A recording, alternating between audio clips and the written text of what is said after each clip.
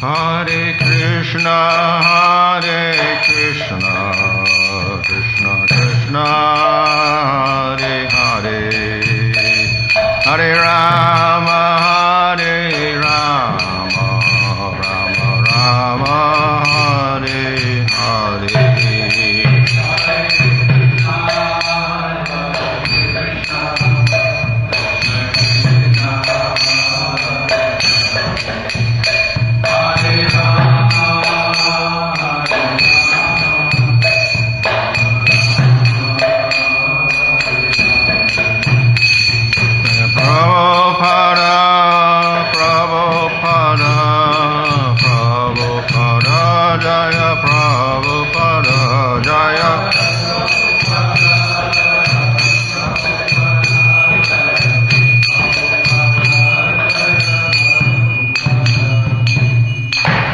Om Vishnu Padaya Krishna Prashtaya Bhutale Srimate Bhaktivedanta Swami Niti Namane Namaste Saraswata Deve Gauravani Pracharane Nirvishesha Shunyavadi Paschatcharesha Charane Shri Krishna Chaitanya Prabhu Nityananda Sri Advaita Gadadhar Shivasvi Gaur Bhaktivinoda Hare Krishna Krishna Krishna Hare Hare Hare Rama Rama Rama Hare Hare.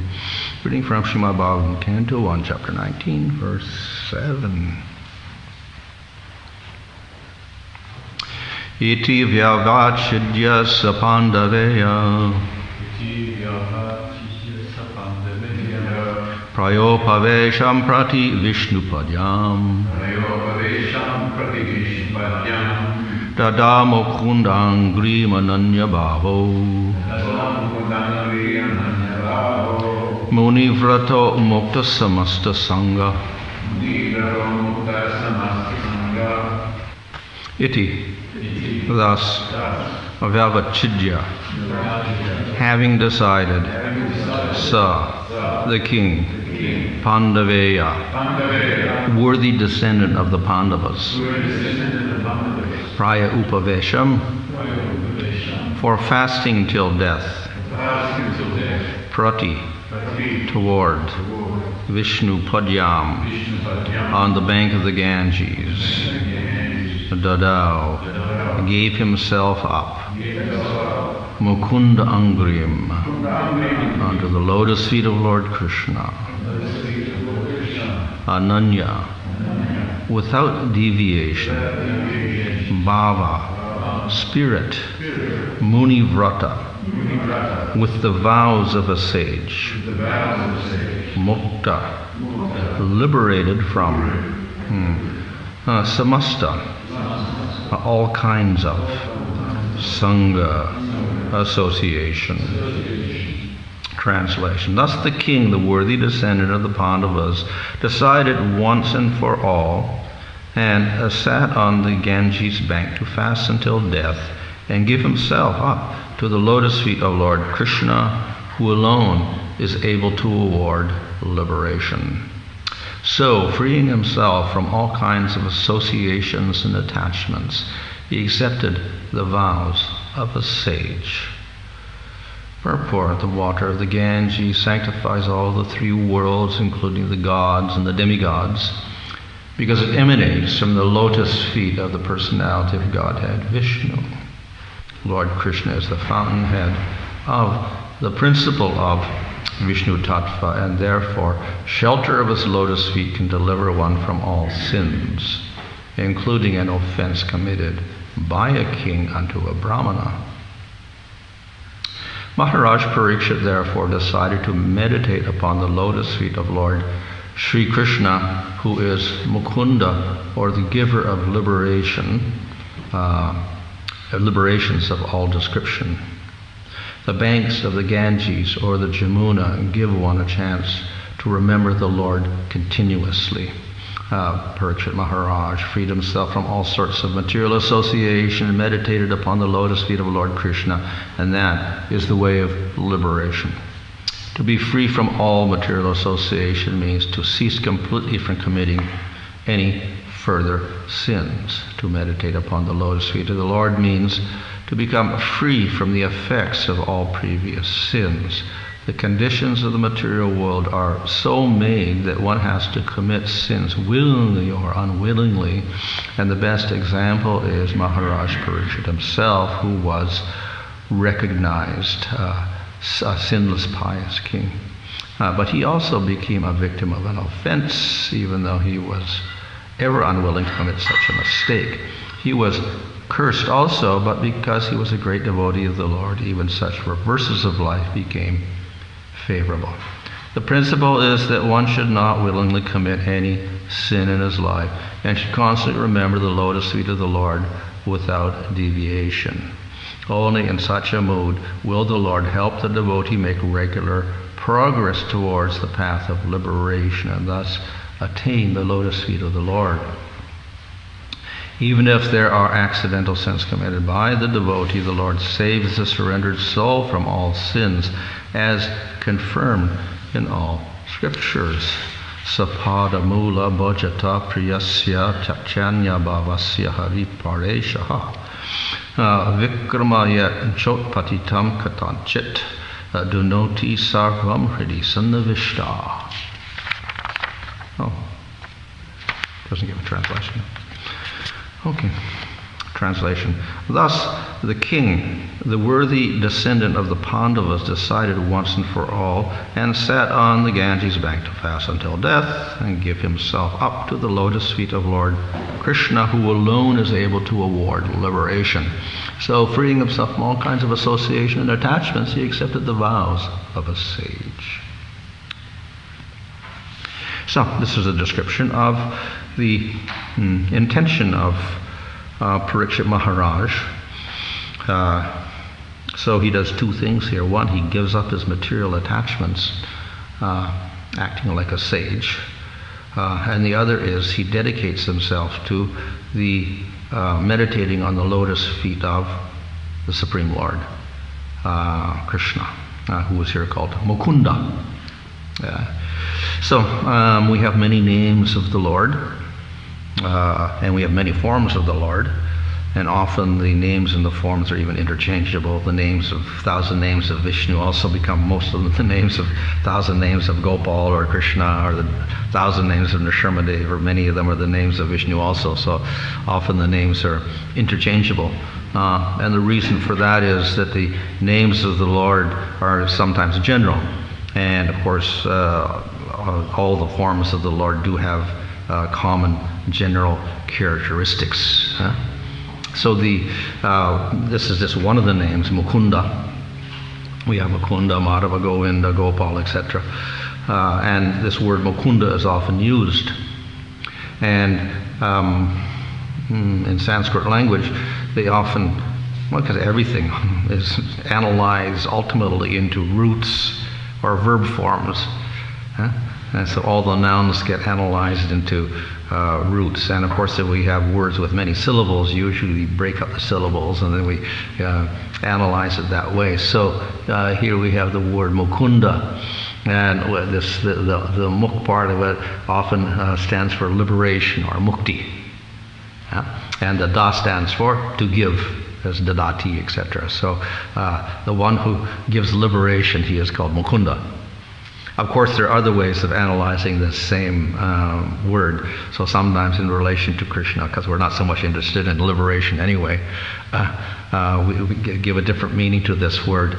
And instead of meaning liberation, the mukha stands for jasmine buds, and da stands for teeth.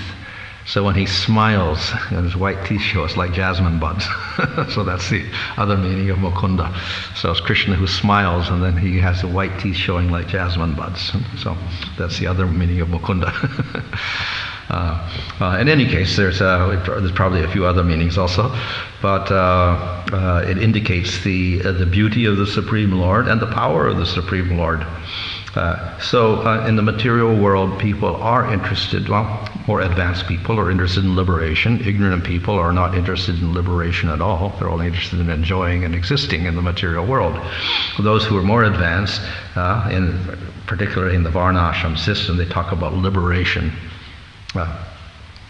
Even if they're at a lower stage, they understand the intention is to get liberated. So therefore we have what are called the purusharthas, or the human goals, the goal of human beings, and that's artha, dharma, kama, and moksha.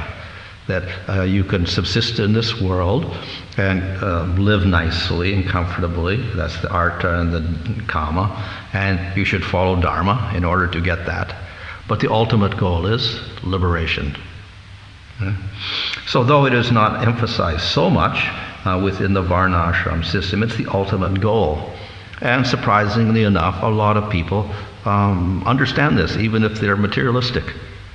So we'll see that so many people will, as I mentioned yesterday, they'll gather and they'll run to the Ganga River and the Kumbh Mela and take a bath there to get liberation. Even though they're just villagers or common people, and you wouldn't think they're interested in liberation at all. They understand it's a final goal anyway, so let's do something to go in that direction. So they take a bath in the Ganga River. And of course there's many other rivers that have the same propensity, but Ganga is the most famous, and particularly the Kumbh Mela is famous for that. So then a lot of people go there for that. So some make it a little bit indirect, but nevertheless they're striving for something beyond this world. So they call it liberation, something spiritual. However, we also know that Lord Chaitanya himself, and he says, well, beyond the four goals of the Purusharthas, we have the fifth goal, prema. So he distinguished prema from liberation. Of course, we can also include prema within that liberation, because if you have prema, you are liberated from the material world. In any case, there are some general qualities of liberation that prema also has. So the word liberation means that we can say spiritual, and ultimately it means to destroy all of your karma and enter a state where there is no more karma. So you don't take birth again in the material world. That's the general meaning of liberation. No more birth and death in this material world. Consequently, no suffering, because the body is what gives rise to suffering. So liberation means no more birth and death, no suffering.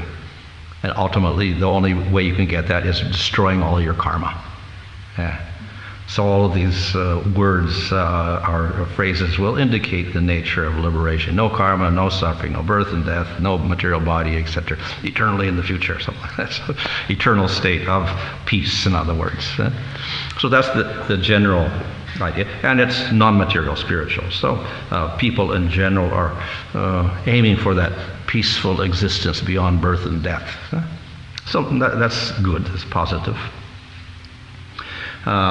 And therefore it's popular in India particularly. As I say, they all go and bathe to get liberation. But as we see here in this verse, when Parikshit meditates on the lotus feet of Mukunda, who gives liberation, it is not simply to get free of karma or anything like that. That's not the purpose, his purpose. Why is he doing this? Ananya bhava. Bhava can mean devotion or love, or it can mean the bhava stage, or it can even mean prema. And ananya means pure, like ananya bhakti means pure bhakti. No material desires, only the desire to serve Krishna. This is anya abhilashita shunya. No desire except the desire to serve the Lord. That's ananya bhava. So we see in the Bhagavatam itself, this is explained, that the devotees of the Lord, they may get liberation, and Prabhupada mentions in the purport different types of liberation. So you can get the general liberation, that is Sayuja Mukti, merging in Brahman, being very peaceful, no more material existence, etc.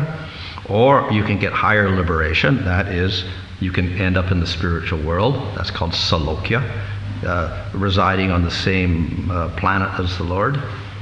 You can get Sarupya, you can get a spiritual body, something similar to the Lord's body in the spiritual world. You can get Sharshti, which means you can get powers like the Lord. Of course, you can get all powers, but you can get many powers. So in the spiritual world, the devotees there, they can just if whatever they desire almost comes true. If they want to change their form, they can change their form. If they want to travel around the whole spiritual world, they could do that. If they want to manifest a rascal or whatever for serving to Krishna, they can do that. Whatever, they can do it. They got great powers, like greater than the mystic yogis in this material world. So they do a lot of things. That's Sharshti. So those are the three of them. Salokya, Sharshti, etc., like that. Samipya is another one to have live near the Lord, a little proximity to the Lord, which is considered superior to the other ones. But it is mentioned in Bhagavatam that the devotee of the Lord, if he cannot serve the Lord, then he won't accept any of these. If you can serve the Lord, fine, he will accept these. But if you can't serve the Lord, he won't accept. So one of them, that is Sayuja, that first one where you merge in Brahman, you cannot serve the Lord. So the devotee definitely rejects that one. And the other ones, of course, generally, the devotee, in order to serve the Lord, he has to have a spiritual body. In order to serve the Lord, he has to be on the same planet, and he has to have some little powers or whatever. So generally he will get these different items for serving the Lord. So if you worship Vishnu, eventually you get prema and you go to Vaikuntha, Salokya. Then you get Sarupya. You get a nice four-arm form like Vishnu, with jewels and crown and everything like that. You look like almost like Vishnu. So you got Sarupya, and you get some powers also, Sharshti, like that. And you may get Samipya also. You may be close to the Lord. So these are the things you could get in service to the Lord. But if you simply get those things but you don't serve the Lord, the devotee doesn't want those. So that is also possible. So it's explained that if the demons get killed by Krishna, they can get to the spiritual world and get a spiritual body like Putana or Aghasura or Shishupala. They get killed by Krishna and they get a Sarupya in the spiritual world. They can maybe get Vishnu form or something like this in the spiritual world. Putana got the form of a nurse, whatever like that. So you can get spiritual forms if you're not a devotee. But it's not such a wonderful relationship where you have all that bhakti. You get there, but you don't manifest prema. You get a kind of a neutral state, like weak Shanta Rasa or something like, or Shanta Rati, not even up to Rasa. So you get some sort of relation, but very distant type of relationship. So it's not really service to the Lord. We also see that Shanta Rasa itself means neutral rasa, so we don't really directly aspire to serve the Lord. We just like to be peaceful and meditate on the Lord. And it's even said that some devotees who practice mixed bhakti, that is, they mix a little bit of karma into it or a little bit of jnana into it, karma misra bhakti or jnana misra bhakti. It's not anya abhilashita shunya. It's not pure bhakti to serve the Lord, to please the Lord. They also want a little bit of something for themselves. So we may also want a little enjoyment or whatever like that. So, these devotees are superior to people who practice karma kanda or karma yoga. So they get more than Svarga Loka. They get more than Brahma Loka. So where do they go? Well, they can't get to mokta, sayuja, that impersonal liberation, because they're worshiping the Lord. So the Lord puts them in the spiritual world. And he gives them a nice place because they did have these desires to get some enjoyment. So they get a nice place, Loka. They get a nice form, and they get nice powers, and they can enjoy very nicely there. Of course, they don't have material desires at that point, because you can't have material desires in the spiritual world.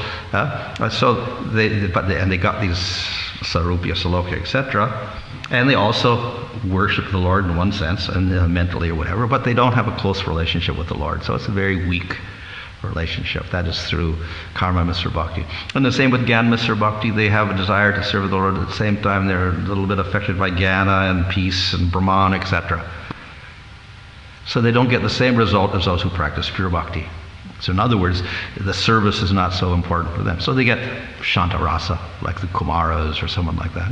They exist very nicely in the spiritual world, but they're not actively serving. So they get the Sarupya, Salokya, etc. So that's available for persons in the spiritual world. But devotee who's practicing pure bhakti, ananya bhakti, his aspiration, he doesn't really care whether he gets a spiritual body or not, or he doesn't want any enjoyment, he doesn't want liberation. He simply wants to serve the Lord birth after birth and try to please the Lord. That's all. So that's what we call pure bhakti.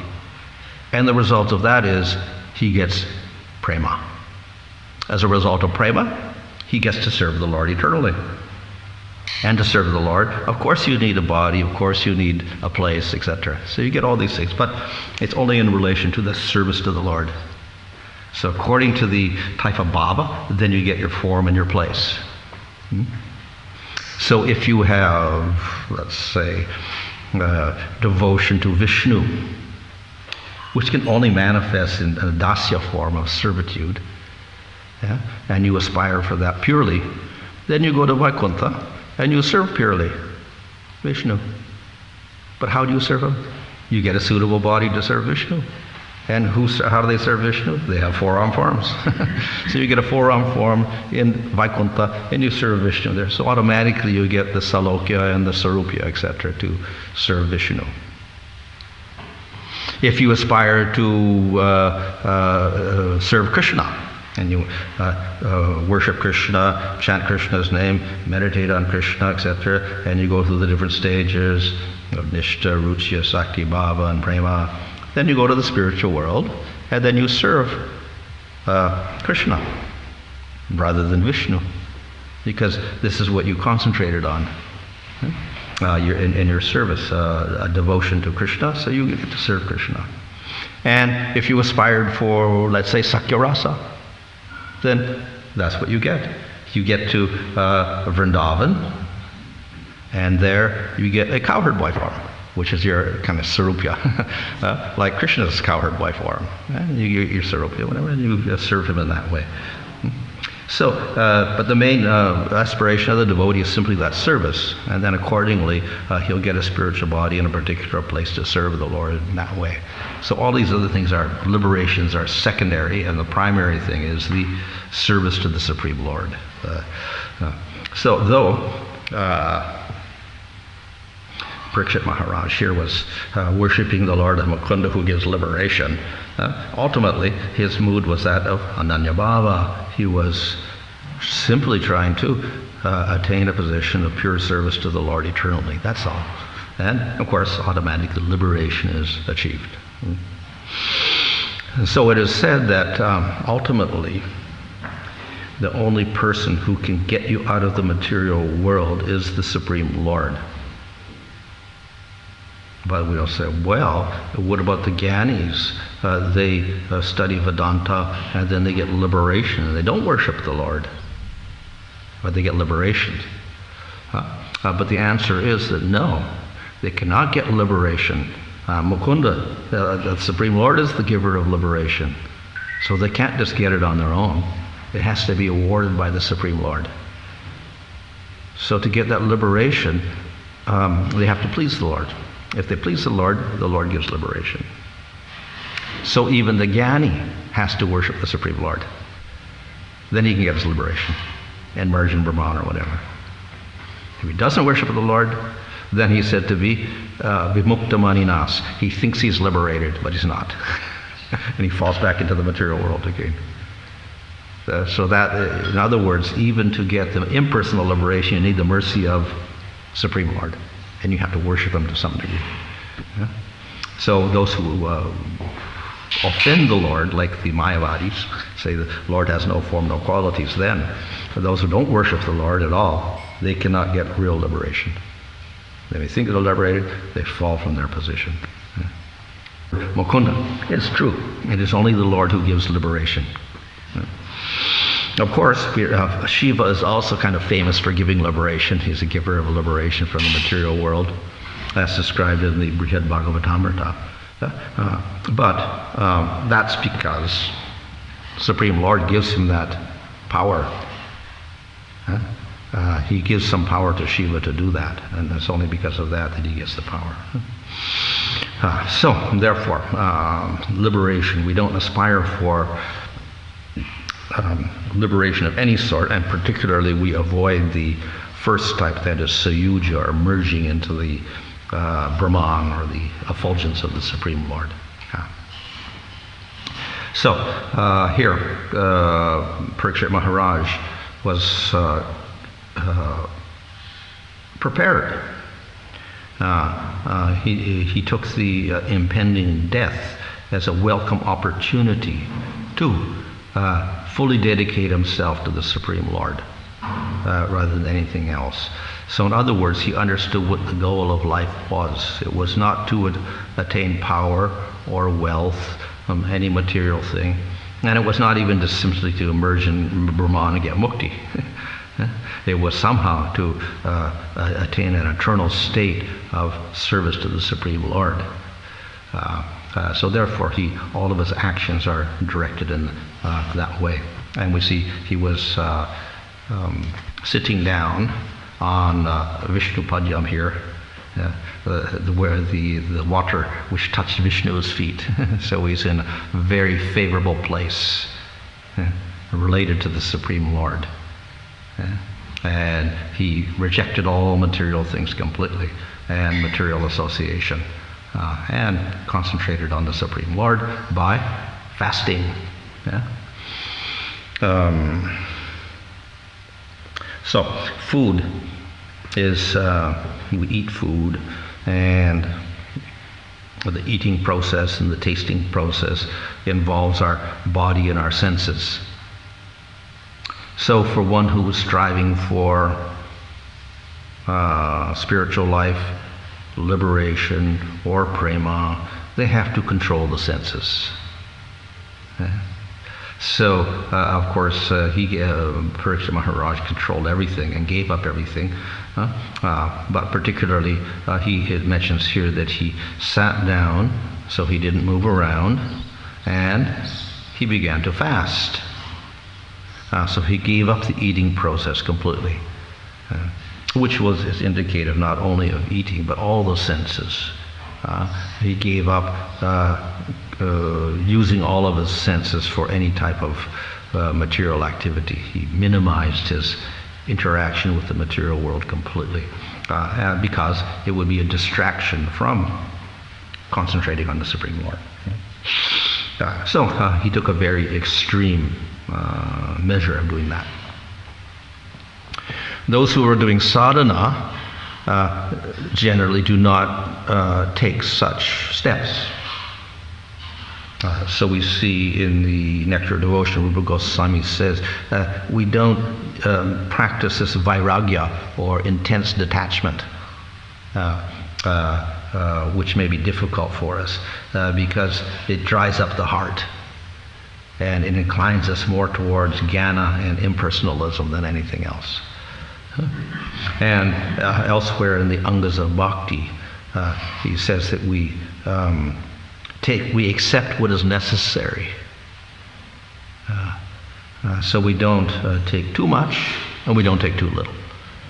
So what is necessary so that we can function nicely and perform our devotional service and gradually advance, that much we take. So we don't completely stop the eating process or any other process, but we take what is necessary, so it's favorable for our spiritual advancement.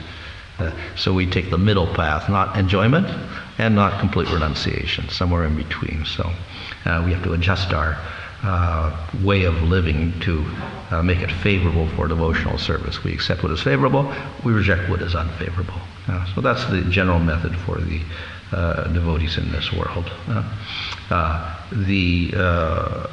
We find extreme states in very advanced devotees. Here, Parikshit Maharaj, there's no difficulty for him to fast. We see the Goswamis in Vrindavan. Naturally, they were detached. So it was not a practice.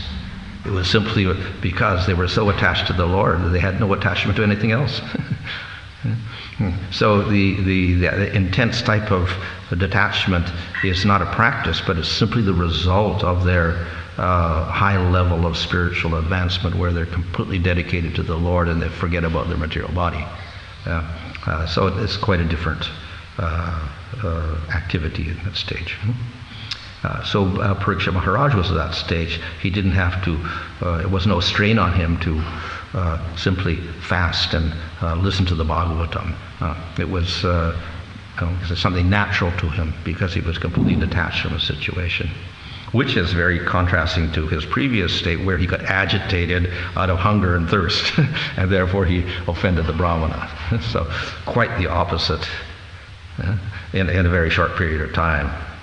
So this is his real nature. The other was some sort of false nature arranged by the Supreme Lord. Okay. Any question? I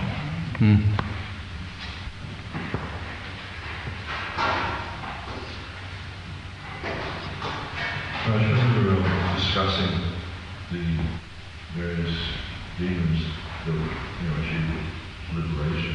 You mentioned they go to the spiritual world and at best they achieve Shankarata. So my understanding is Bhakti is equated with Bhava. So how is it to return to the spiritual world with Bhava and prema? Well, exceptional case for demons. Yeah. Well, if we are cultivating pure bhakti, then we get into dasya, sakya, vatsalya, and we get prema. If they're doing these like demons or something in those exceptional cases, then they just they're favorable to the Lord and they develop some sort of affection for the Lord, but it doesn't fully develop. That's all. So it's a lesser stage. So they would never achieve prema.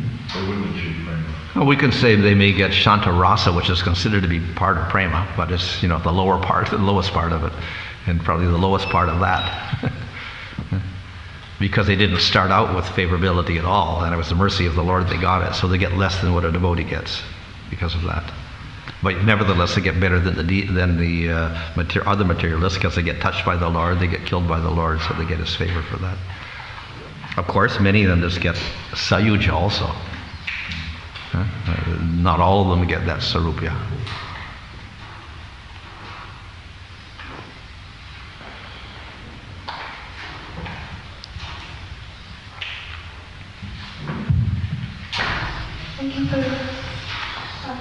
For the person doing karma mixed with bhakti, do they expect enjoyment from doing a bhakti, or are they practicing bhakti with knowledge that enjoyment isn't the goal, but still have a tendency to enjoy material things? Yeah, so I say that there was various levels of this mixed bhakti, but the positive aspect would be that they understand the goal is, not material world and ever, but they do have desire that I have to get some enjoyment also. So I'll worship the Lord and I expect to get some material enjoyment also. So that's what we call karma mr bhakti.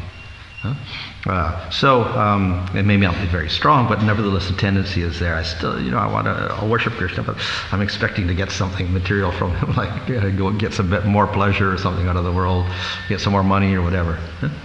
So if they do that bhakti, eventually they get purified. And then, as I said, they can even go to the spiritual world. But the form of bhakti was weaker than pure bhakti. So therefore the result they get is weaker than the result for pure bhakti, which is prema. So they get this weak form of shantarasa or whatever as a result of that. So is that like a situation for grihastas? Well, it depends on how you're practicing your grihastha ashram.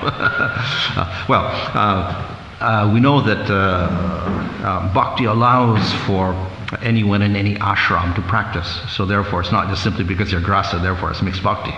So you can do pure bhakti there. So it's basically the attitude when you're performing your bhakti and what you expect out of your bhakti. So you can be a grihastha, and you can also have material goals to support your family and yourself and children and whatever, all of that.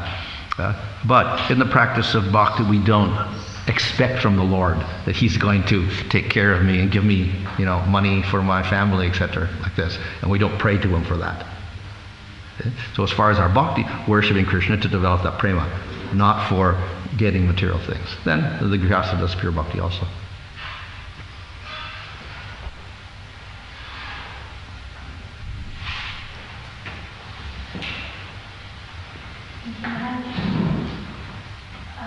You mentioned about whatever one desires, that's what one will give.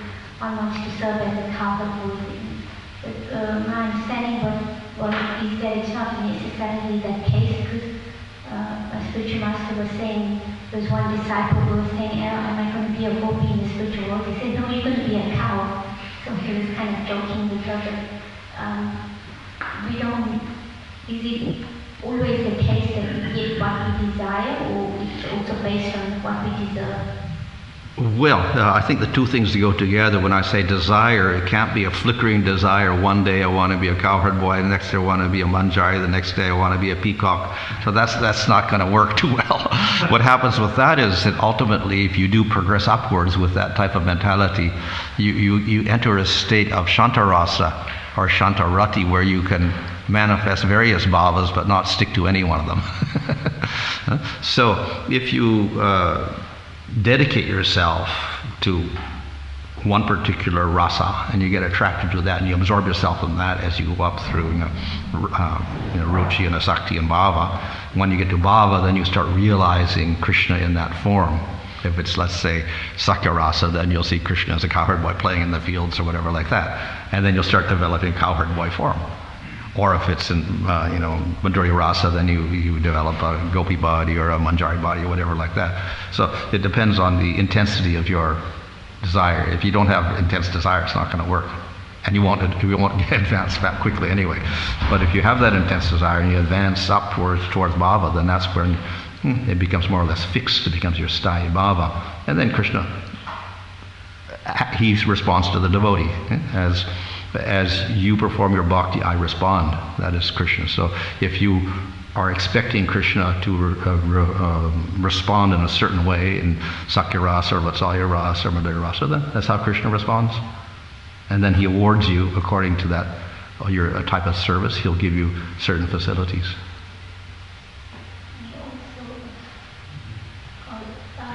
What's the middle ground for people? Because it's different for different people. How do we take responsibility for finding our middle ground? Because some people may need more comfort, some need more money. And so how do we find what our individual middle ground is? So one measure, of course, is we should at least be able to do our bhakti steadily without getting too much interruptions. So we find a state of maintaining our material life in which we can also at least steadily do the bhakti, and it doesn't get too disturbed by things. When it starts getting too disturbed, then we understand maybe we're getting too ambitious in the material world. And of course, there's also our past karmas. So some people with past karma get better results with less effort. So then they just don't have to do too much, and it's easier for them. Others get worse bad karmas, so then they have to struggle much more.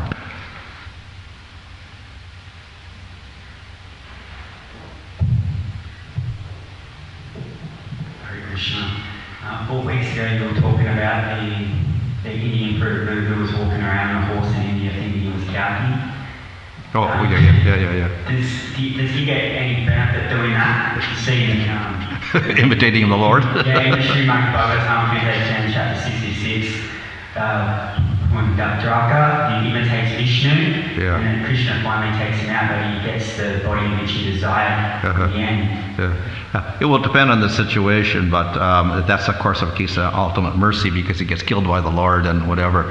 And of course it is said that the demons, because they do concentrate on the Lord in hatred, then that's a way of getting to the Lord, but it's obviously not a devotional way. And it's exceptional also. It doesn't work unless you get killed by the Lord, so it's an exceptional case. So when the person simply imitate the Lord, then generally they don't get that result. They go in the opposite direction. They simply get condemned. So the blessing of the Lord is that if the demon gets killed by the Lord, he doesn't go to hell. But if you don't get killed by the Lord, then so many other things could happen.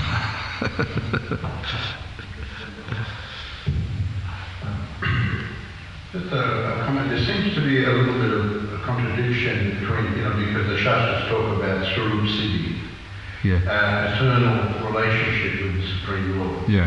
Now, obviously, all of us had, before coming to this world, have had eternal relationship with the Lord in the spiritual world. Of course, there's some who say that we didn't come originally from the spiritual, we came from Brahman. But Prabhupada has definitely said that before Brahman, we're in this world, we had that Swarup Siddhi, we had our eternal relationship with Krishna. But it seems that whatever that was at that time, once we're here and then we develop through the levels of bhakti and come to the higher levels, and it should be noted that this desire for the different rasa levels and all that's not to be practiced in the beginning stages.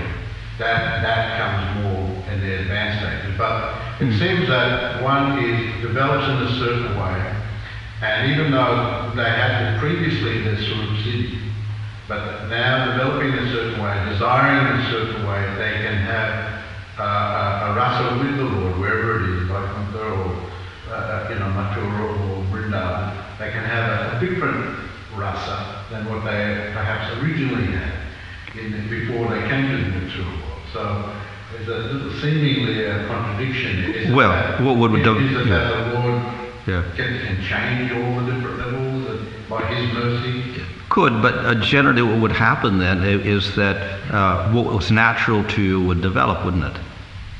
So therefore you would develop in a certain direction according to your nature. So then it would be your Sarup, that would be your Sarup, whatever it was or whatever it will be, would be the same thing. So you would develop in that direction somehow or other, and then Krishna makes arrangements to fulfill that by giving you the proper association and guidance and scriptures and whatever to go in that particular direction. It seems that the rasas are changing, even in the spiritual, because I've heard this that by the mercy of Krishna, He can change if He anything is possible. And He desires. Then you're eternal, even though you're satisfied, but if due to some desire and development, then that can be changed even in the spiritual world. Yeah, anything is possible, but then usually it's what we call fixed. So that's why they call it the sthayi bhava. So that means your fixed relationship, but it could be a mixed relationship also. So sometimes it's Sakya mixed with a little Dasya, or Sakya mixed with a little Vatsalya, or whatever like that. So there's mixtures also. Generally, if the devotee has a certain level in the spiritual world, he's very satisfied with that, and then he wouldn't want to change it. So then the Lord would respond to that also. In other words, if everybody was dissatisfied, which was kind of a contradiction to the spiritual world, they would keep changing all the time, but then that doesn't make any sense because everybody's satisfied. That fixed, talking about Swarup Siddhi. Yeah. That's fixed. There's some who, they say, I'm going to reveal your Swarup Siddhi. Oh, okay, yeah. So what your eternal relationship with Krishna is. So if it's actually fixed, then how is it changed by coming to the Lord and then developing in a certain way with certain desire? Do you understand? Yeah, what I'm saying is that you would develop in a certain direction and do sadhana to attain your eternal Sarup. So it wouldn't contradict that. In other words, you would manifest your natural desires. Yeah, you would just manifest what is natural to you, and you would do things in that direction. Now, I have heard also... But then, of course, the other thing is that some guru can say, I'll give you the Sarup Siddhi. It may not be your Sarup Siddhi at all. Right. So then there'd be a problem there because you're doing something which, somebody else is telling you, and maybe it's not natural to you. So then that's another thing. So... coming in Lord Chaitanya's movement, where he espouses the Prema, and Radha Prema especially, Namjari and all the different levels, that it has been said that because of the mercy of Lord Chaitanya, even the original Swarup Siddhi one can be changed by the mercy of Lord Chaitanya, by the mercy of Krishna, to that high level of Krishna Prema, all those higher rasas. Have you read something? Not exactly, but we'll see that, let's say, there were persons in Lord Chaitanya's Leela that worship Rama, like Anupam and Morai Gupta, and then Lord Chaitanya tried to make them change. He said, no. They wouldn't change. They said, okay. So they didn't change. On the other hand, because they're in Lord Chaitanya's pastime, they get affected by that. So they also get a little bit different. So even though maybe Morai Gupta is a devotee of Rama, he gets influenced also by that. So it becomes a little bit different because of that. Just speaking a little bit to the point that Swami made about that, in the early stages we shouldn't try and select a particular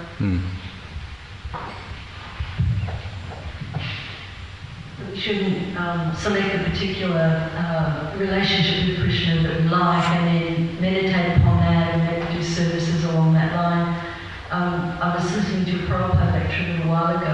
Prabhupada there's no need to meditate on what you think your Sarup is. He said, automatically that will be revealed. Just, and Prabhupada gave the example that just like a young boy and a young girl are attracted to each other, they don't need to learn how to be attracted to each other.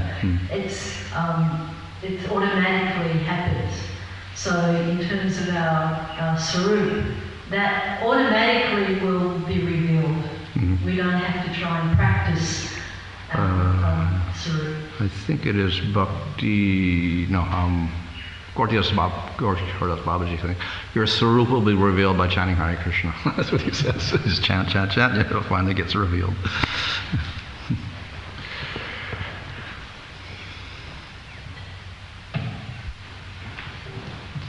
You mentioned about one who's practicing bhakti doesn't have to separately cultivate knowledge and detachment, and you mentioned about the 6 Goswamis.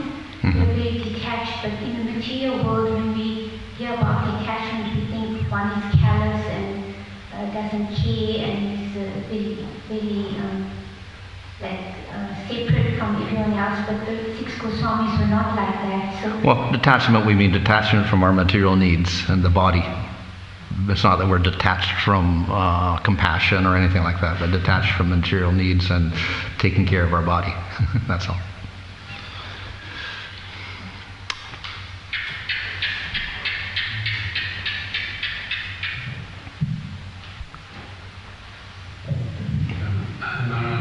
You were speaking about developing all these different relationships, but then we have, my understanding is we approach everything's done through Chaitanya Mahaprabhu, through Gaudi time, and then basically it's in the mood of servitorship. So I guess I'm just following on the conversation. There's no real need to worry about another sort of relationship in one sense. And reflect on what Maharaj was saying also, that there's that verse that you said to Krishna praying, that simply by hearing and chanting we naturally awaken. That means we awaken to who we are ultimately. Yeah. Of course, ultimately, we're kind of pushed in one direction by Lord Chaitanya, who emphasizes Madhurya Rasa because he's in the mood of Radha, and we have Radha Krishna deities we're worshipping as our central deities, so we're kind of getting brainwashed in one direction a little bit towards, and of course it's all Krishna, it's not Vishnu, and it's not Ramchandra, and it's not Nrsimhadev, it's Krishna, so it's and Krishna and Vrindavan rather than Dwarka, so we're kind of pushed in that direction at least. Within that, there being varieties. So within Lord Chaitanya's movement, he had different rasas also. So some were in Madhurya Rasa, some were in Sakya Rasa, some were in Vatsalya Rasa, etc. So there were different groups there also. But the push is generally towards Madhurya Rasa. So that becomes prominent with Lord Chaitanya. Okay, Hare Krishna.